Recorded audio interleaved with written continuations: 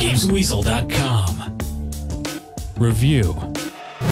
It's been a couple of years since the first Gears of War, and since then lots of games have copied some of its innovative features, particularly the duck and cover gameplay mechanic of diving behind walls and popping out to take your shots to take out the bad guys. The gameplay mechanic itself is almost exactly the same, albeit a little bit quicker, and luckily, developers Epic have a few new tricks up their sleeves to keep the game feeling fresh. Since the last game, the Locust Horde have been getting even stronger, so this time, Marcus, Dom and their fellow members of Delta Squad take the fight to them to wipe them out once and for all. Immediately you're faced with all the big creatures from the first game. Corpses and Reapers appear almost right from the off, and we're introduced to some new aliens to blow into the middle of next week. There are the Tickers, basically running landmines that charge kamikaze style towards you, and also the Brumacs, basically massive locusts with guns on their backs and on each arm. Of course, you'll also need some new firepower to take down these massive creatures, so now there are mortars to get to grips with, and flamethrowers to make them all hot under their reptilian collars. There's also the ability to now use a downed enemy as a meat shield, and also use shields found on the floor. These mean you can actually advance now with cover, and use a pistol to take down your enemies, which does change things significantly in multiplayer. There's also more variety in the gameplay itself. Some levels are on rails as you gun down enemies from vehicles. There are levels where you almost exclusively just use the chainsaw in melee combat, which you'll never get tired of by the way, and even a level where you have to make your way out of a giant worm, sort of like a cross between Inner Space and Jonah from that book, you know, the Bible. There's also a tank driving mission, which is probably the most disappointing as its turning circle in the game is rubbish, frequently resulting in restarts when you fall off cliffs, etc. I'll be brief with multiplayer as it's so big and it's ever evolving. Playing campaign co-op is great fun as always, and there's a new Horde mode where you must fight waves of enemies as a team. Then there are the multiplayer deathmatch modes and team-based games which, apart from Horde mode, at the moment I can't try out as multiplayer matchmaking seems to be broken at the time of reviewing. Still, it's another slick package that delivers both in single and multiplayer modes when they get it working. There's also plenty of replay value to keep you playing well past your first single player campaign. Gears of War 2 gets a monstrous 9 out of 10.